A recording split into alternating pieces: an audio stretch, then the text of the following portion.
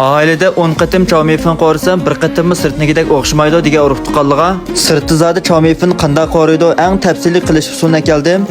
Qilish usulimi nayt oddiy bo'lib, bir qatım ko'rsangiz chiqib o'rganarsiz, ham o'rganish boshlaydi ketdi. Çamifinga kerak materiallarni men demasam sizlar bilsizlar degan urug' tuqqanlar. Men mush materiallarni tayyor qilib qo'ygandan keyin men bugun bunga nondan birini shaklini g'ish shaklda qilib to'g'rab tayyor qilib oldim. Bugungi bu çamifinning eng muhim yeri bo'lsa, eng oxir qurilashtirib qo'ydim. Shunga oxirgacha to'liq ko'rishingni umid qilaman urug' tuqqanlar.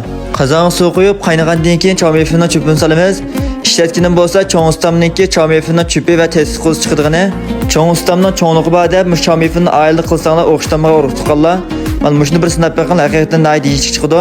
Çamifini cho'pini pishirib olgandan keyin qozon g'oz miqdorida may qo'yib, to'qin go'shtini solib, buni birdam qorib olgandan keyin zanjiril, so'mpiya, samsaqlarni solib, yana birdam qorib, bir xil mezlik eti chiqqanda çamifini tezsiz qo'sini solib, o'tning basmini yuqori ochimizga urug' tuqqanlar, bo'lmasa ko'zga maqsad ketmaymiz.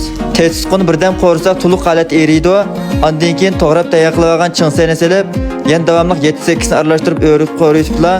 Ustiga muvofiq miqdorda suv qo'yamiz, lekin bek ko'p qo'yitish bo'lmaydi.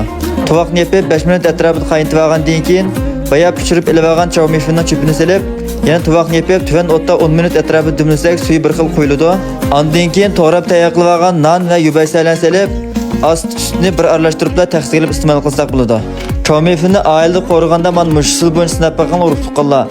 Hamsa oxirida qo'llash ustidan yurakdan birini besib, pinglar rayoniga gullarni ko'plab yo'llab qo'ysanglar, buningdan ortiq qo'llash bo'lmaydi. Kelarsan ko'rishaylik, xayr xo'sh.